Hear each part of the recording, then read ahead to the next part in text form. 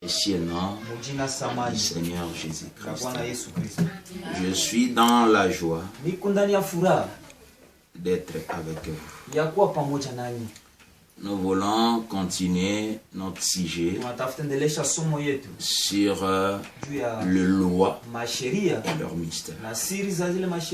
Nous avons vu que chaque loi, depuis que nous avons commencé, il y a un mystère à cela. Depuis la loi de la constance et jusqu'à maintenant, aujourd'hui, nous sommes dans la loi de l'électricité. Je pensais que je vais finir avec ça aujourd'hui, mais c'est pratiquement impossible. Il y a le mariage de frère Nosta. C'est pourquoi je vais prêcher, si c'est beaucoup, peut-être 20 minutes. Lisons sans ouvrir la Bible. C'est dans Jean 8, verset 32. Parce que le jour où les Bibles seront fermées, nous-mêmes nous sommes la Bible. Si je pouvais ouvrir la Bible, je devais lire dans Jean 8, verset 32. Vous connaîtrez la vérité et la vérité vous affranchira. C'est la vérité qui affranchit les peuples de Dieu. Nous avons vu avec vous, là où nous nous sommes limités, que la loi de l'électricité, si vous ne travaillez pas selon cette loi-là, la lampe ne peut pas s'allumer. Vous pouvez crier, l'électricité, électricité. Je sais que tu es ici. La science confirme que tu es ici. Moi, je suis un frère. Je suis perdu. Éclaire-moi. Frère Bwana me dit, vous faites gaspiller votre temps et votre voix pour rien. Parce que ça ne va pas éclairer.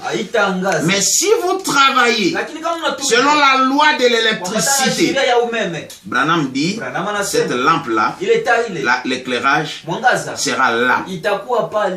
C'est la même chose avec la guérison divine. Vous devez travailler selon la loi de l'électricité de Dieu. Nous avons vu ça, nous avons parlé sur ça, et c'était bien. Et là où nous nous sommes limités le dimanche passé, c'est par là que je vais commencer. Là où le prophète dit, si vous laissez l'électricité circuler correctement dans sa catégorie, ça va donner la lumière si vous les mettez dans la bonne position. Ceci, c'est très là que nous nous sommes arrêtés le dimanche passé. Si c'est très là, c'était dans la prédication, la position d'un croyant en Christ. Paragraphe 26. C'est par là que je commence. Le prophète dit, écoutez, cette électricité, écoutez, le monde entier est plein de l'électricité. Savez-vous cela? Vous pouvez aller à New York et prendre un câble de cuivre et aller à Los Angeles avec le câble de cuivre. Vous pouvez prendre un hélicoptère et monter avec cela à une altitude de 5 miles à l'heure, dans l'heure, et faire descendre le câble de cuivre et prendre assez de l'électricité pour mettre à la terre. Pour mettre la terre en feu avec du courant. Voilà comment la terre est remplie de l'électricité. Certainement. Eh bien, si seulement toute la terre était remplie de l'électricité et que vous étiez assis là, au milieu d'un grand champ sombre pendant la nuit et que vous ne voyez même pas où vous allez, et que vous criez, oh électricité, électricité, viens m'éclairer. Je sais que tu peux m'éclairer. Viens m'éclairer. Électricité, je sais que tu peux me sortir de ce lieu obscur. Je sais que tu es ici. Électricité, la science prouve que tu es ici. Viens m'éclairer. Eh bien, le prophète dit, eh bien, vous êtes simplement en train de gaspiller votre souffle. C'est tout. Mais si cette électricité produit la lumière, et si vous le laissez circuler correctement dans sa catégorie, ça donnera de la lumière si vous la mettez dans la bonne position. J'ai parlé sur les catégories. J'essaie de donner l'exemple du conflit qui est entre les jeunes et les vieux. C'est pour rien. Moi, je comparais le vieux comme le courant, la ligne à haute tension. Ça produit beaucoup de choses. Les usines et tout. Mais ces jeunes gens, comme nous, c'est une basse tension. Il y a aussi une très basse tension. Donc ce sont des catégories.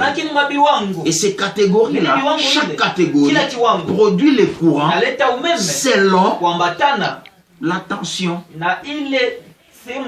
J'ai parlé beaucoup de ça le dimanche passé. Le prophète dit maintenant, cette terre entière, toute cette salle aussi sale est pleine de la puissance de Dieu. Vous voyez, toute cette salle est assez de la puissance pour faire marcher ces garçons qui est assis ici dans le fauteuil roulant, pour faire marcher cette femme, pour faire marcher cette dame qui est dans le brancard, pour faire marcher toutes ces personnes tout le long par ici, et pour faire voir les aveugles. Cette puissance est là.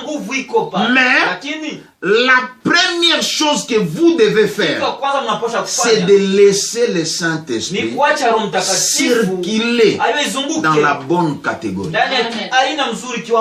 Si vous voulez voir la guérison, si vous voulez voir de grandes choses, vous devez laisser le Saint-Esprit circuler dans la bonne catégorie. Là où les gens vivent la parole de Dieu.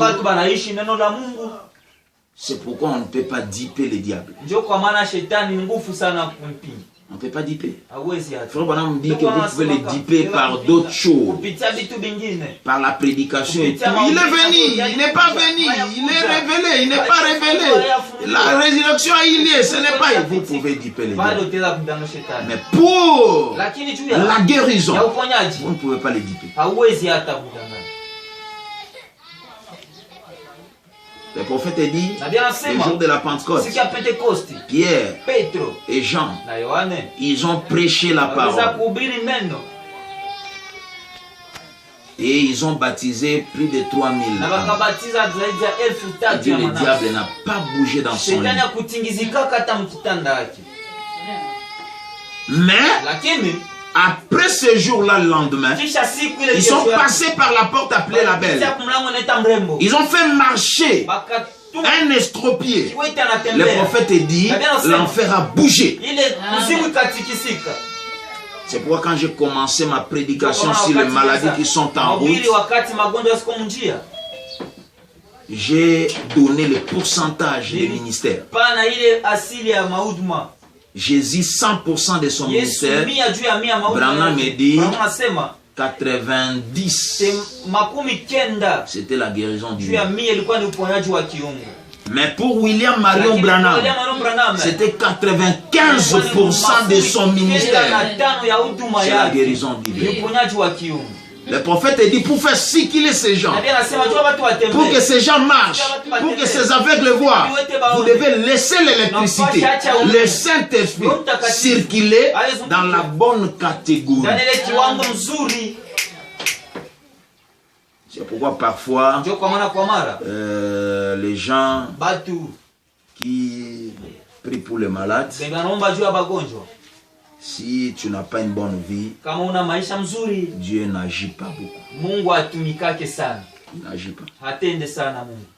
Parce que le Saint-Esprit pour la guérison divine doit circuler dans la bonne catégorie. En dehors de ça, ça ne peut pas marcher. Laissez-moi prendre l'autre point. Le prophète dit, il faut que ça circule dans la bonne position et que ça soit le plan de Dieu. L'électricité, n'importe qui ne le fait pas. Il faut le plan. En respectant les lois de l'électricité. Si vous ne respectez pas les lois de l'électricité, le plan que l'ingénieur a donné pour savoir que par ici, ça sera la toilette, il y aura le chauffe-bain. Alors dans le chauffe-bain, toi tu prends le fil de 1,5, tu mets dans les prises. Ça va compliquer. Et que quand ça va brûler, si tu n'avais pas mis de fusible, ça ne va pas marcher.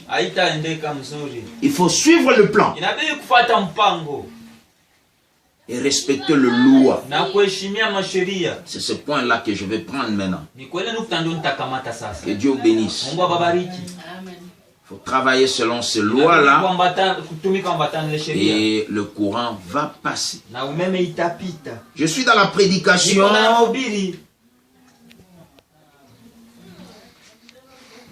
Je suis dans la prédication, messieurs, nous voudrions voir Jésus. Là où le prophète dit, si vous travaillez conformément à ce plan et à la loi, cela doit marcher. Oh, j'ai un moulin ici. J'ai un rizerie que je vais installer. Vous prenez le courant qui n'est pas triphasé. Ça ne va pas tourner. Il faut que ça soit triphasé. En dehors de ça, ça ne va pas marcher. Ça, il faut aller charger la batterie pour ça. De votre téléphone. Mais si vous voulez tourner l'usine, il faut suivre le plan. Mais si nous voudrons voir Jésus, du 9 avril 1961, paragraphe B. Je prends B et 7B pour gagner les temps. Eh bien, vous pouvez vous tenir là dehors, dans les champs, et crier aussi fort que vous pouvez. Je suis perdu. Je suis perdu. Grande électricité. Viens maintenant éclairer ces chemins, afin que je vois comment sortir de ces ténèbres. Elle ne le fera jamais. Mais si vous vous mettez à travailler selon la loi de l'électricité, j'ai insisté depuis le début. Bien aimé, on ne pouvait pas souffrir, passer des moments difficiles comme nous passons avec ces messages. C'est le message de la création. Tout ce que nous voyons ici, cela a été créé par ces messages. Et quand Branham est parti, il nous a laissé dans le troisième point. C'est ça le terrain que Branham nous a laissé. Ce n'est pas en vain. Branham dit, mais si vous vous mettez à travailler selon la loi de l'électricité, eh bien, elle éclairera les chemins, afin que vous puissiez sortir. Mais vous devez travailler conformément à ces lois. Il arrive à un moment qu'on est coincé dans la vie. On est coincé avec des problèmes. Il faut revenir. C'est pourquoi Branham dit à tout moment quand j'aurais des problèmes, des difficultés, je prenais chaque pierre, je tournais chaque pierre pour voir qu'est-ce qui ne va pas. Parce que Dieu pour nous, il n'a pas de projet de malheur. Il dit ceci. Or, Dieu aussi a une loi. Et la guérison et le salut existent dans le dessein de Dieu pour vous. La guérison et le salut existent dans le dessein de Dieu pour vous. Si vous travaillez conformément à ces plans et à ces lois, sur cela, c'est donc cette manière que nous devons préparer la réunion. Même nos réunions, nous devons le préparer selon le plan de Dieu. En dehors de ça, ça ne peut pas marcher. En dehors de ça ne peut pas marcher. Comme pour le moment. Les gens ont des problèmes. Pourquoi? Les gens pensent que prêcher des grands des mystères, c'est ça ce qui compte. Ça ne comptait pas pour Branham. Priez beaucoup, c'est ça, ça ne comptait pas pour Branham. Dieu n'a pas dit à Branham, priez beaucoup, jeûnez beaucoup. Non. Dieu a dit à Branham, si tu es sincère, amène les gens à te croire. Moi j'appelle ça le cycle court. Nous qui ont fait l'électricité, je ne vais pas mélanger ça parce que moi j'ai fait l'électricité. Cycle court, j'ai fait aussi cycle long et j'ai fait l'université, l'informatique. Parfois les gens de cycle court, ils installent la maison plus que même les gens de cycle long. Parce que là on vous donne tout. Ce n'est pas en vain. Nous vivons dans l'âge où le prophète dit ça sera court. Et les événements vont se dérouler rapidement. Dieu a dit à Branham, si tu es sincère, c'est la première chose. C'est ça le plan de Dieu pour le moment aujourd'hui. Pour que l'électricité de Dieu fonctionne aujourd'hui, le plan de Dieu qui a dit à Branham, sois sincère et amène le gens. Il est dit dans beaucoup d'endroits. Mais ici, si je pouvais lire, je devais lire dans je n'ai point été désobéissant à la vision céleste. Dans paragraphe 18, Frère Branham dit, je vous invite à croire cela. La seule chose que j'ai, c'est la parole de Dieu. Et celui qui m'a appelé, celui qui m'a parlé a dit, si entre parenthèses, c'est moi. Si tu es sincère et que tu amènes les gens à te croire, si tu es sincère, quand tu pries, rien ne résistera à ta prière, même pas le cancer. C'est ça le plan de Dieu pour l'électricité de Dieu aujourd'hui. Et comme le prophète n'est pas là, si le pasteur savait que Dieu dit au peuple de croire à son pasteur, c'est autre chose. Le prophète dit, vous voyez, c'est pourquoi votre pasteur ne vous aide pas. Vous devez avoir foi à votre pasteur. Vous devez croire en lui.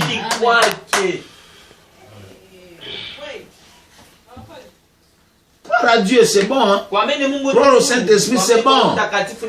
Mais après Branham, le plan de Dieu pour que le courant circule, ce n'est pas croire Branham.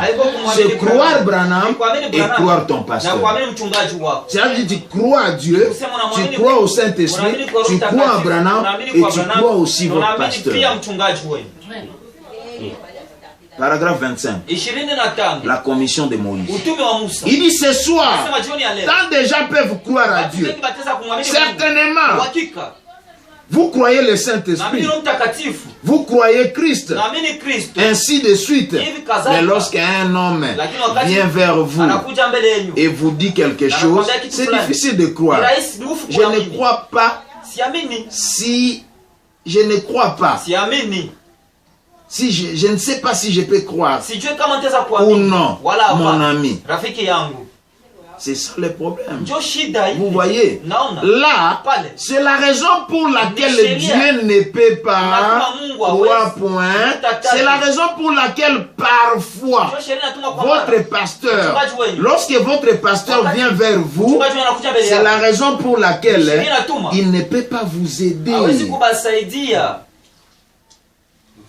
Quelqu'un a un problème. Le pasteur vient chez lui. Le problème résiste.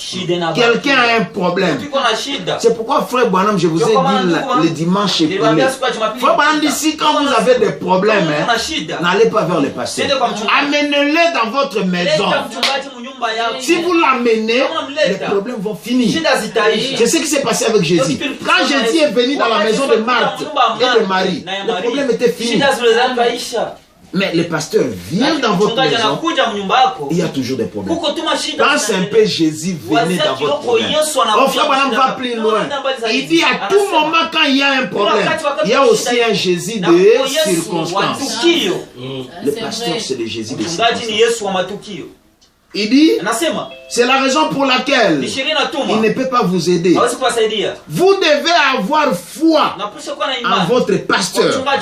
Vous devez croire qu'il est un homme de Dieu, envoyé de Dieu pour faire ces choses pour Dieu. Merci. Et quand vous ne croyez pas ça, c'est fini. C'est pourquoi j'ai toujours dit aux gens, ce message, c'est le message de la liberté. Parce que le 7e sceau sonne, comme ça sonnait dans l'Ancien Testament. Le 10e jour, du 7e mois, comme quand Apocalypse 10 sonne, le verset 7, c'est la liberté. Même rester dans les églises. Tu n'es pas obligé de rester dans une église si tu ne crois pas ce pasteur-là. Ne restez pas là-bas, tu vas tout perdre. Parce qu'il y a deux choses. Il y a le ministère et il y a la commission. Il y a la commission, il y a l'office.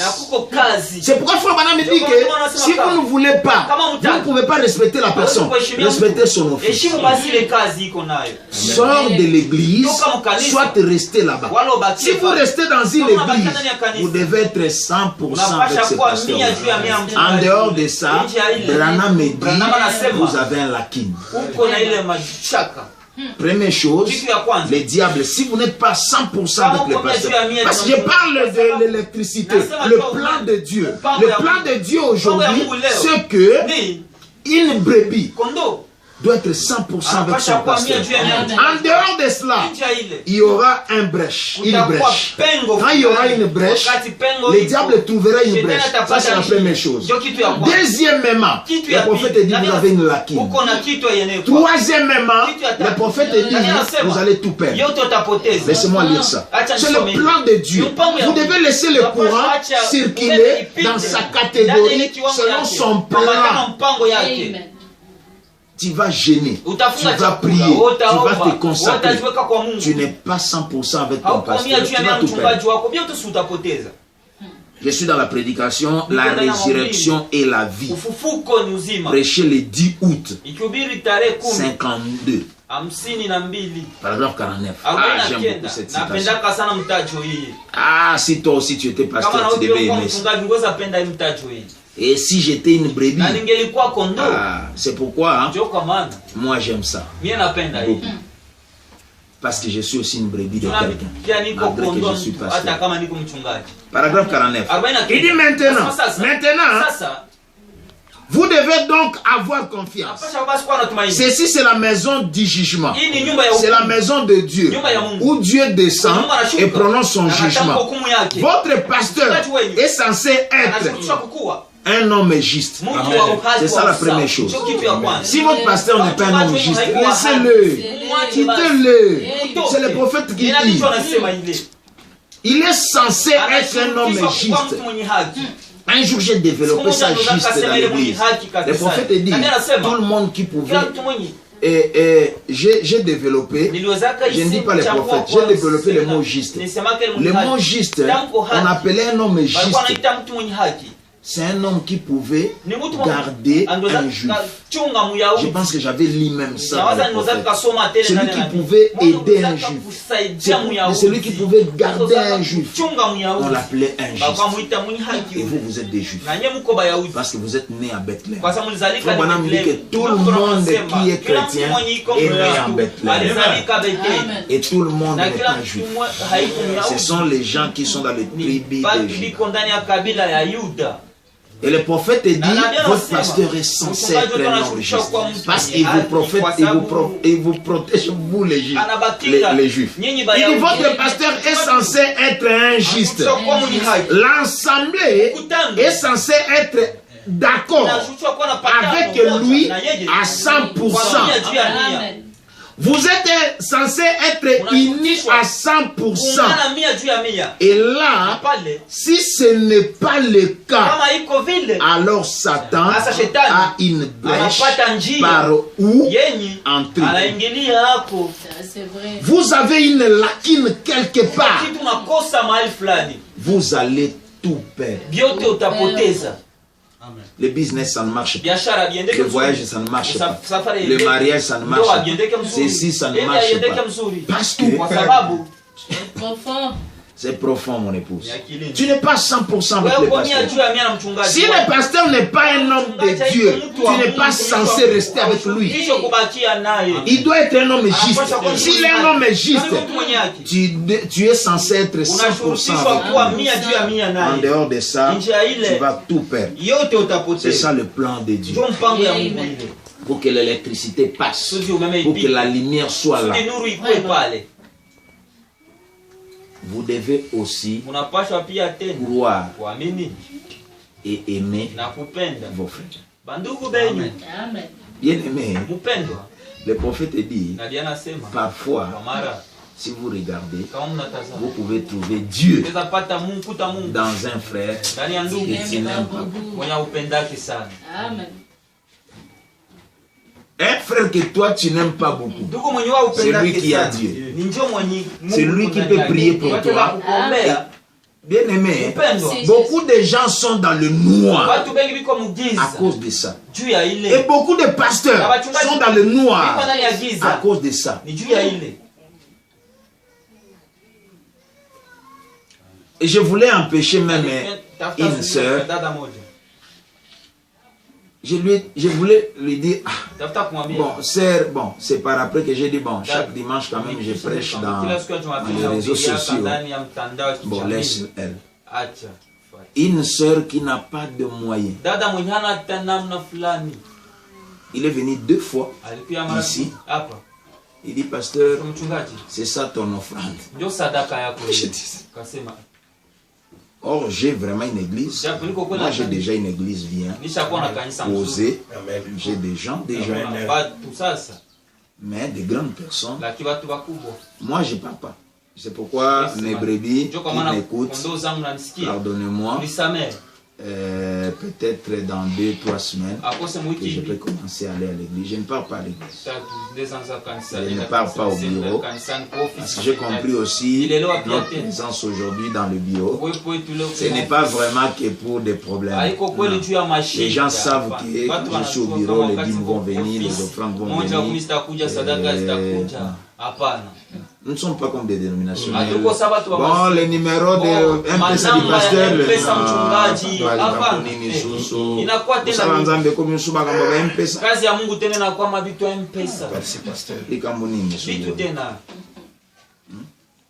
Donc, si je vais être au bureau, bon, peut-être après. Je fais ça parce que... Alors, parfois, les petits gens que vous appelez là, j'ai vu dans beaucoup des églises, on appelle ça les gros poissons. Papa, il n'y a pas une citation à ça. Dans les messages, il n'y a pas de petits poissons. Il n'y a que des poissons arc-en-ciel dans les messages. Alléluia! Dans la grande commission, Frère Branham dit que vous pouvez, laissez-moi lire ça. Il dit, un homme qui est spirituel, il voit Dieu partout. Regardez n'importe où, vous pouvez voir Dieu. Paragraphe 69, 2. Si seulement vous regardez un peu tout autour de vous, vous pouvez voir Dieu. Vous pouvez le voir dans un frère que vous n'aimez pas beaucoup. Si vous regardez vraiment, il dit, si vous regardez vraiment, un frère que vous n'aimez pas beaucoup, c'est lui qui peut prier pour toi et vous serez guéri. Le plan de Dieu. Et laissez-moi aller plus loin. Je ne vais pas aller aujourd'hui très long. Écoute, hein, pourquoi aujourd'hui il y a beaucoup de murmures dans nos églises? Parce que les gens n'ont pas compris que le plan de Dieu aujourd'hui, ce n'est pas dans des petites choses. Ce n'est pas dans des petites choses. Le plan de Dieu aujourd'hui, c'est dans de grandes choses. Parce que de grandes choses, ça donne la joie. Il y a la possibilité de réduire les courants, mais c'est un peu difficile. C'est un peu difficile. Parce que je parle des courants triphasés. Quand tu as le courant triphasé, c'est facile qu'au lieu de que tu utilises les triphasés, tu peux utiliser les monophasés. Mais si tu as l'usine et que tu as l'installation de monophasé, ça sera difficile que tu tournes l'usine. C'est ça le problème aujourd'hui. Le message, c'est le grand courant. Le message, c'est la grande électricité. Là où il y a tous les fils. Tu peux utiliser les petits comme tu peux utiliser les grands. C'est pourquoi à un moment, Frère Branham a supplié les gens. Il dit, montons un peu dans les grandes choses. Parce que des grandes choses sont aussi faciles à recevoir que des petites choses. Au lieu de commencer, tu demandes à Dieu $50, il te donne les $50. Quand un autre frère demande $500, tu as maintenant des soucis. Or, l'électricité est déjà bien installée. Le triphasé est là. Les 6600 volts est là. C'est à toi de réduire et c'est à toi d'utiliser toutes les volts. Laissez-moi lire ça. Je suis dans la prédication. Là où les pentecôtistes, je pense, là où les pentecôtistes sont tombés. Paragraphe 14. Là où les pentecôtistes sont faillis. Parce qu'ils ont failli où? Parce que quand ils commençaient à parler en langue, on dit c'est le plafond. Mais il n'y a pas le plafond. Il n'y a pas le plafond. Il n'y a pas le plafond. Paragraphe 14. Jamais. Je ne pouvais jamais épuiser l'amour de Dieu et la miséricorde de Dieu envers vous. Vous dites bien, j'aime pas trop te déranger, Père. il devait être dérangé ainsi. Il devait. Ne pensez jamais que vous pouvez demander trop à Dieu. Je crois que les Écritures disent, vous ne recevez pas parce que vous ne demandez pas. Et vous ne demandez pas parce que vous ne croyez pas. Il veut que vous demandions et que vous croyez pour que votre joie soit parfaite. Il veut que vous demandez beaucoup. Demandez de grandes choses. Ne limitez pas votre foi à quelques petites graines de moutarde.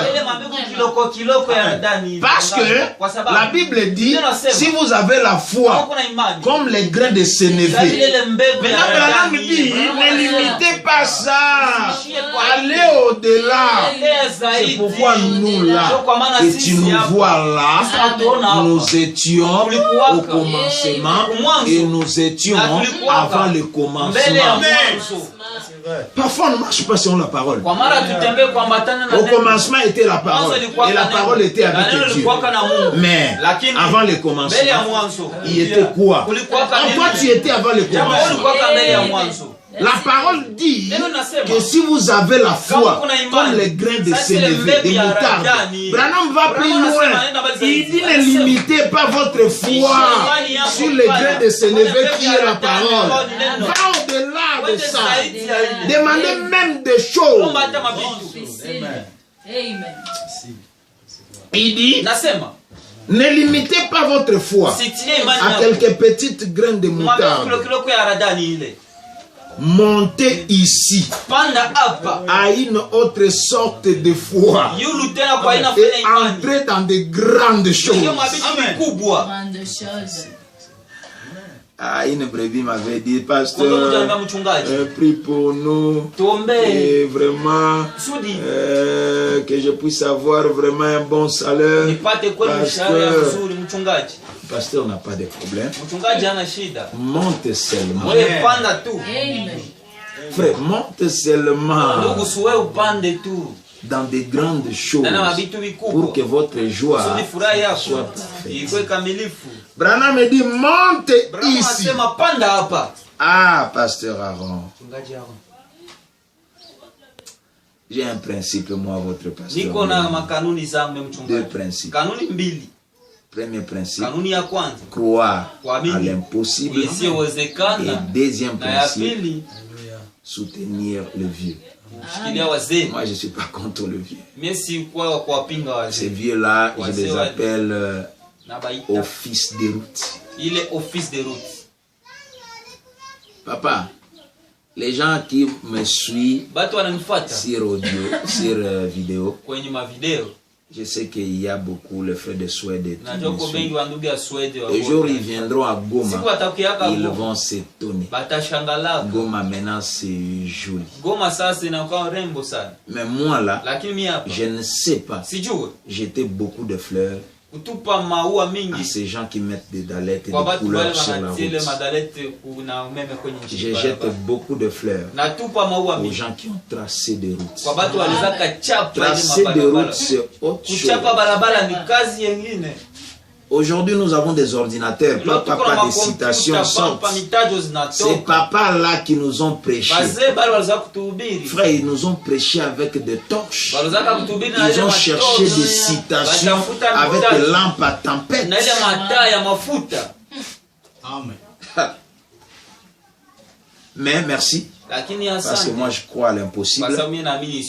C'est pourquoi de grandes choses s'opèrent dans ma vie.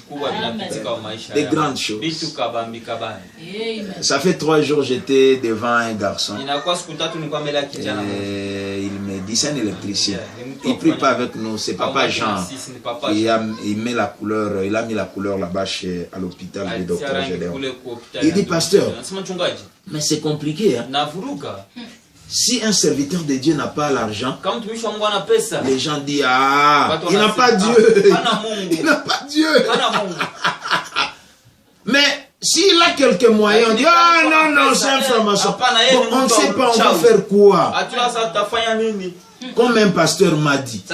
Il dit, moi je n'arrive pas à comprendre.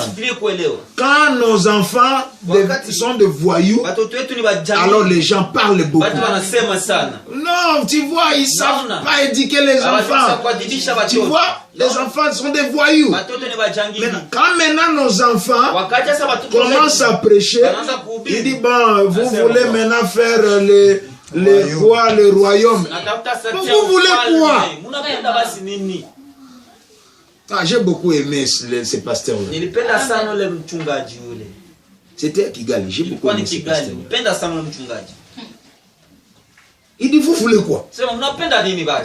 Quand nos enfants mènent une mauvaise vie, ah non, le pasteur là. Maintenant, quand nos enfants commencent à prêcher là, non, vous voulez faire des royaumes. Vous voulez quoi? Quand un pasteur n'a pas de moyens, oh non, il n'a pas Dieu. Bon, quand il a des moyens, oh, il a Nous les autres, nous vous invitons à cette citation. Branham dit, montez ici à une autre sorte de foi et entrez dans de grandes choses. Les grandes choses sont tout aussi faciles à recevoir que les petites choses. Ah, merci Jésus.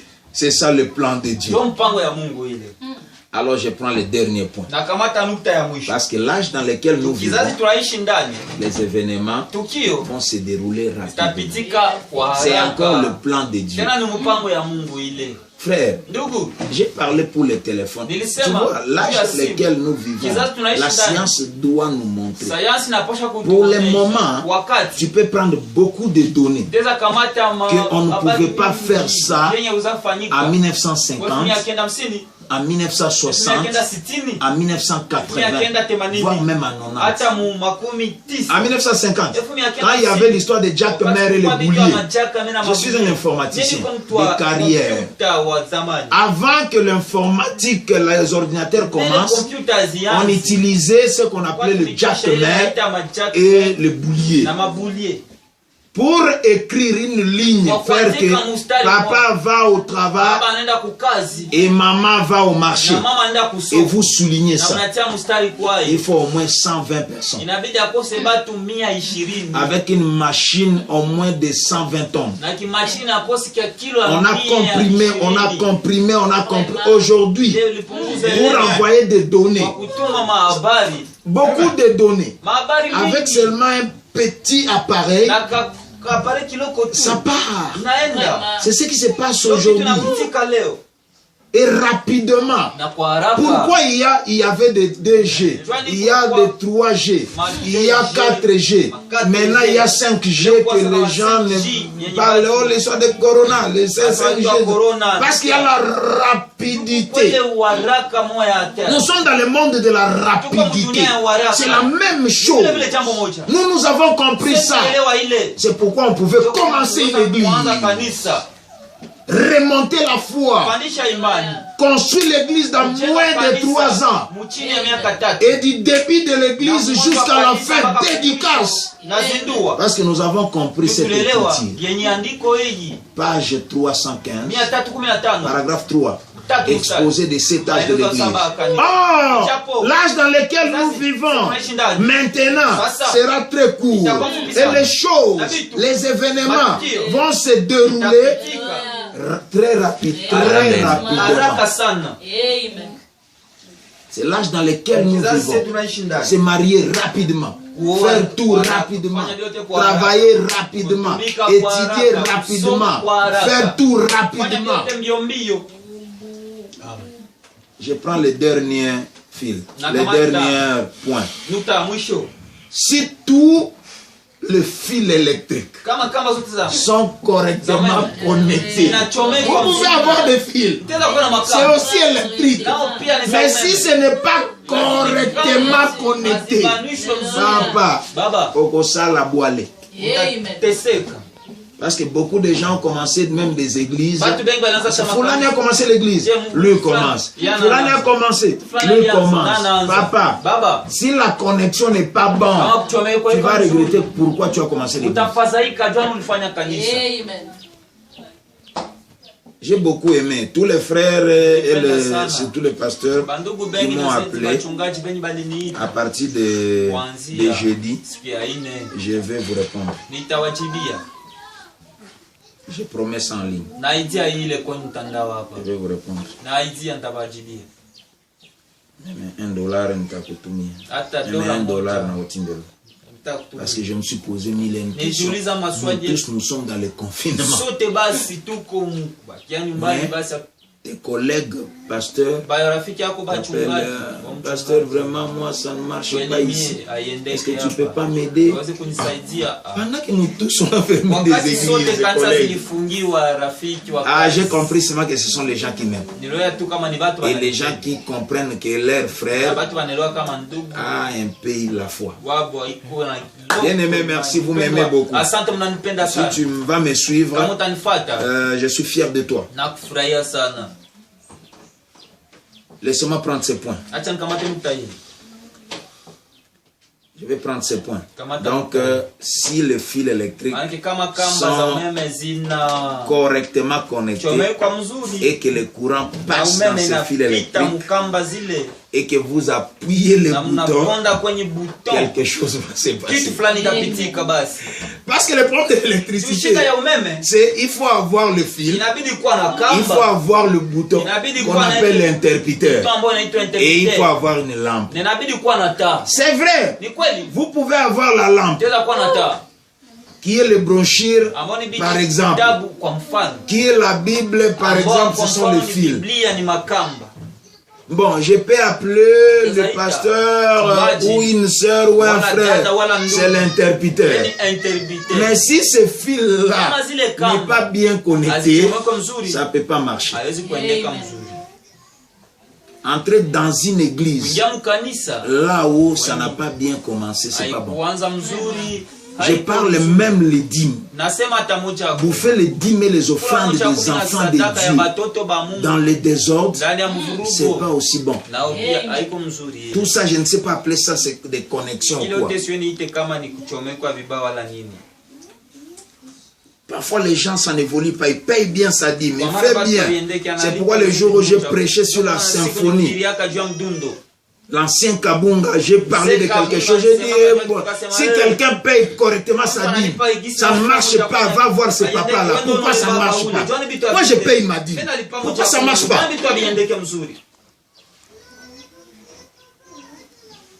Allez réveiller Jésus. C'est par là que je termine. Allez réveiller Jésus. Prêcher à 63. Le prophète dit, pensez-y donc. L'électricité est dans le